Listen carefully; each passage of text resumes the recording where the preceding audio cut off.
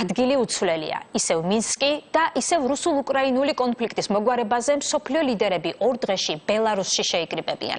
ეს ეგრეთ წოდებული ნორმანდიული ფორმატის შეხვედრაა, მაშინ საფრანგეთის, გერმანიის, უკრაინისა და რუსეთის პირველი პირები მონაწილეობენ. მინსკის შეთანხმების სახელით ცნობილი ერთი მემორანდუმი უკვე არსებობს, მაგრამ ცუდი გამოცდილებით. სექტემბრის შემდეგ რუსეთს უკრაინაში არც ცეცხლი შეუწყვეტია და აქამდე არც ხელშეკრულების სხვა პუნქტები შეუსრულებია. მიუხედავად ამისა, ევროპას ისევ სჯერა, რომ კრემლს მშვიდობიანი მეთოდების უპირატესობაში დაარწმუნებს. შეერთებული შტატები კი ყოველი შემთხვევისთვის სათადარიგო ვარიანტს, კიევისთვის იარაღის მიწოდებას მაინც განიხილავს.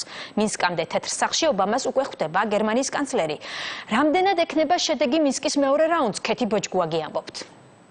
მინსკის შეხვედრამდე 2 დღე რჩება, გერმანიის კანცლერი კი ვაშინგტონშია. ანგელა მერკელისა და ბარაკ ობამას მოლაპარაკება დახურულ კარს მიღმა თეთრ სახლში უკვე 1 საათია მიმდინარეობს. პრესის ინფორმაციით, გერმანიის ლიდერი ეცდება დაარწმუნოს ამერიკელი კოლეგა, რომ უკრაინას იარაღი არ მიაწოდონ. ამ ეტაპისთვის თეთრი სახლი ამ შესაძლებლობას არ გამორიცხავს. ვაშინგტონის გზავნილს გერმანიის კანცლერი მინსკში 11 თებერვალს ჩაიტანს. მანამდე კი სამიტის მასპინძელი ალექსანდრე ლუკაშენკო სოჩში ვლადიმერ პუტინს სტუმრობდა. ნორმანდიული ფორმატის ორგანიზებისა და მონაწილეობის პირობა კოლეგა პრეზიდენტებმა პუტინის კრასნაია პალიანას რეზიდენციაში დადეს. შევთანხმდით, რომ შევეცდებით შეხვედრის ორგანიზებას მინსკში, სავარაუდოდ 4 შაბათისთვის, თუ კი ეს შესაძლებელი გახდება. ჩვენ განვიხილავთ ჩვენს პოზიციებს, რომელზეც ბოლო პერიოდში ინტენსიურად ვშელობდით. ეს ხალხი დონეცკში, დონბასში, უკრაინაში ჩვენთვის უცხო არაა. აქ ბელარუსში ჩვენ ყველაფერს გავაკეთებთ იმისთვის, რომ გამოვიდეთ იმ სიტუაციიდან, რომელშიც ისინი აღმოჩნდნენ. ამიტომაც თქვენ არ უნდა ინერვიულოთ მინსკში დაგეგმილ ღონისძიებაზე.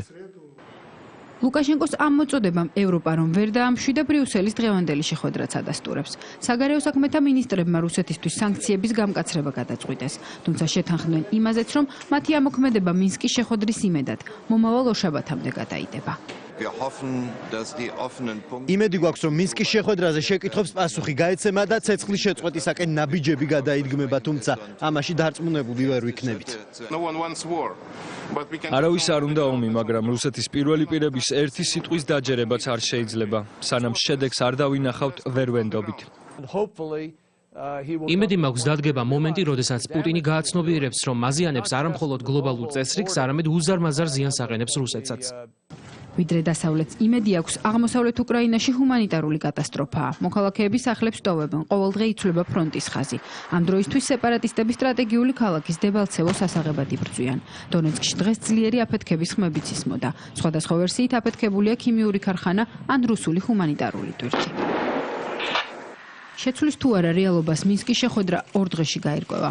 მაშინ, როცა რუსეთის, უკრაინის, საფრანგეთისა და გერმანიის ლიდერები მოლაპარაკების მაგიდასთან დასხდებიან.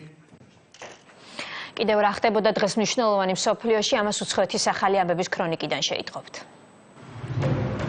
მარსელში შეერაღებულმა პირებმა პოლიციას ცეცხლი გაუხსნეს, ვარაუდობენ, რომ ინციდენტი პრემიერ-მინისტრის ვიზიტს უკავშირდებოდა. სტამბოლში დიდი ოცეულის სამიტი გაიხსნა. გაერთიანების ფინანსთა მინისტრების და ცენტრალური ბანკების ხელმძღვანელები მსოფლიო ეკონომიკაში შექმნილ ვითარებას განიხილავენ. ჩინეთში 5 ბიზნესმენის სიკვდილით დასაჯეს, ისინი კორუფციაში დამნაშავედ ცნეს.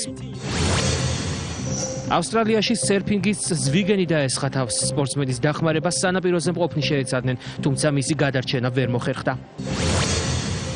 ბელარუსში შოკოლადის მუზეუმი გაიხსნა, სადაც ყველა ექსპონატი კაკაოს მარცვლებისგანაა შექმნილი. ვენეციის კარნავალი ანგელოზის ტრადიციული დაშვებით დაიწყო, რომლის როლშიც ტრადიციულად იტალიის სილამაზის კონკურსის გამარჯვებული იყო. კარნავალისთვის ემზადება ბრაზილია. რიოს სამბადრომზე 12 სკოლა გენერალურ რეპეტიციას გადის. რეკლამის შემდეგ სპორტისა და კულტურის სიახლეებს გაგაცნობთ.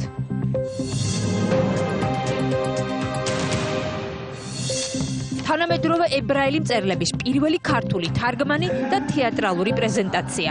შერჩევა მოხდა იმ ნიშნით, რამდენად ცნობილი იყო პიესა. გამომცემლობა არტანუჯის და მოძრაობის თეატრის ერთობლივი პროექტი.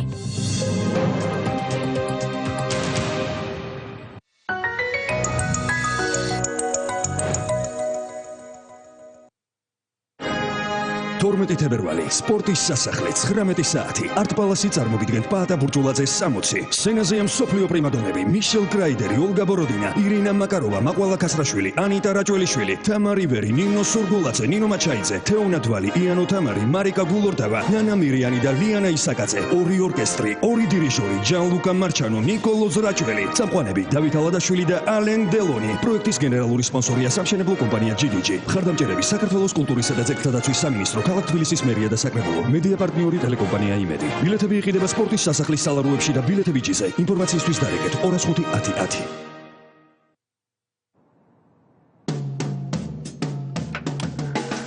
წყალი მომწყურდა. რაღაც ხმა მომესმა ესოდან. ტელევიზორი გამორთე. პროსტამოლ უნო. აწესრიგებს პროსტატის გადიდებით გამოწვეულ შარდვის პრობლემებს. მიიღეთ ხანგრძლივად 1 კაფსულა დღეში. უკითხარ? კი, პროსტამოლ უნოს წყალობთ. პროსტამოლ უნო. აღარ გჭირდება თავის მართლება. გამოყენებისას გაეცანით ინსტრუქციას გვერდითი მოვლენების შესახებ დეტალური ინფორმაციის მისაღებად მიმართეთ ექიმს. იჩქარე, ნახევარი მილიონის გათამაშებამდე დარჩა მხოლოდ 5 დღე. ტექნობუმი გისურვებთ მოგებას. 2015 წლის პირველი ექსკლუზიური ფასდაკლება ბეკოსგან. გვეწვეთ თებერვალში ბეკოს მაღაზიათა ქსელში. შეიძინეთ ბეკოს პროდუქცია 4 წლიანი გარანტიით და დაზოგეთ 20%-მდე.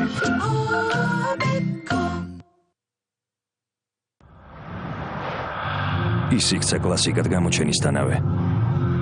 და მან საშუალება მისცა მილიონობით მამაკაცს თავიდან აეცილებინათ ერთჯერადი სამართებლით გამოწვეული გაღიზიანება. როგორ გავაუმჯობესოთ კლასიკა, დავამატოთ დაპირება, არავით არის სიძითლე. მაქსამის ახალი დიზაინი, რომელიც ამცირებს ზეწოლას, გვაძლევს სამპირობის დადების შესაძლებლობას და მილიონობით მამაკაცის ნდობა ადასტურებს, რომ ჩვენ შეგვიძლია მისი შესრულება. ახალი დიზაინის жилет მაქსამი, არავით არის სიძითლე.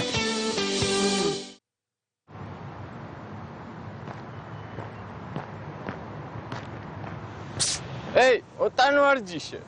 ერთი წუთით რა.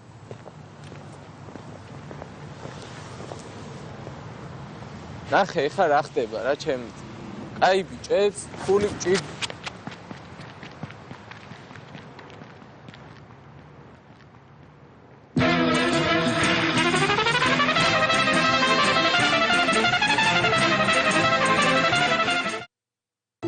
ახალი სიმპათიური მეზობელი შეუძლებელია ლაკებთან ბრძოლაში მიატოვო. თქვენ სავექსი გჭირდებათ. ის ჩემთვის რეცხაში ნომერი პირველია და განუმეორებელი სურნელი აქვს. თან ყოველთვის ხელმისაწვდომია. ის უბრალოდ საუკეთესოა. ყოველ მხრივ საუკეთესო. ეს სავექსია.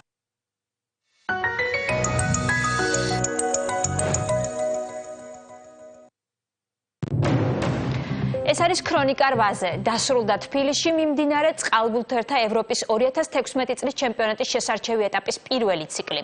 საქართველოს წყალბურთელთა ეროვნულმა ნაკრებმა ჯგუფურ ეტაპზე მეორე ადგილი დაიკავა. ტურნირის ბოლო მატჩში ქართველმა წყალბურთელებმა პორტუგალის ეროვნული ნაკრები 18 ბურთიანი სხვაობით 21-3 დაამარცხეს.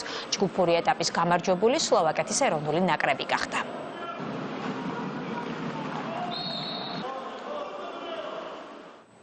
მოძრაობის თეატრი და გამომცემლობა არტანუჯი თანამედროვე დრამატურგიას კითხვი წარმოგიდგენენ. 5 ებრაელი ავტორის ქართულად თარგმნილი 5 პიესიდან ერთი ხვალისთვის შეირჩა. ეს იოსებ ბარ იოსეფის რთული ადამიანებია. პიესას მსახიობები სცენაზე კითხვით გააცოცხლებენ. სალომე შანშიაშვილი გიამბობთ. მეგობრები არ ჰყავს, მაგრამ ნათესავები ჰყავს. ახლა შეგიძლია თქვა 5 ებრაელი ავტორის 5 თანამედროვე პიესა ქართულ ენაზე პირველად დაიბეჭდა. მოძრაობის თეატრის დასის მსახიობები თანამედროვე ებრაული დრამატურგიის პრეზენტაციისა და ერთ-ერთი პიესის იოსებ ბარ იოსეფის რთული ადამიანების საჯარო კითხვისთვის ემზადებიან. პიესა ურთიერთობების შესახებ, რომელშიც ნებისმიერი მკითხველი საკუთარ თავს აღმოაჩენს. წყობითი დეტალები, რაც ჩვენ ცხოვრებაში არის, განვიხილოთ, ამის განხილვაა და ყოველი ადამიანის თავის ცხოვრებისეული სირთულე. სამწუხაროდ ჩვენი საზოგადოება არ არის განებევრებული თანამედროვე ებრაული წერილობით. თარგმანები იშვიათია. ისრაელში არის ებრაული ლიტერატურის თარგმანის ინსტიტუტი თელ-ავივში. და ეს ინსტიტუტი დაგვეხმარა პიესების შერჩევაში. ვკითხულობთ თანამედროვე დრამატურგიას გამომცემლობა არტანუჯისა და მოძრაობის თეატრის ერთობლივი პროექტია. პირველი საჯარო კითხვა 1 წლის წინ გაიმართა და ამ ხნის მანძილზე უკვე 5 საღამო ჩატარდა. საინტერესო იქნება ის პიესა, რომელსაც ჩვენ წავიკითხავთ, რთული ადამიანები, ყოფითი პიესაა, ფარსი არის და ეს არა მარტო თქვათ ებრაელების პრობლემა არის. ხნის განმავლობაში უკვე ითარგმნა და გამოიცა გერმანულენოვანი პიესები, სპარსული პიესები და ამჯერად მკითხველს და მაყურებელს თავაზობთ ებრაულ პიესებს, რომელთაგან ერთ-ერთის მოსასმენად გეპატიჟებით მოძრაობის თეატრში. გათხოვდი ერთი, დაჭექი ერთი.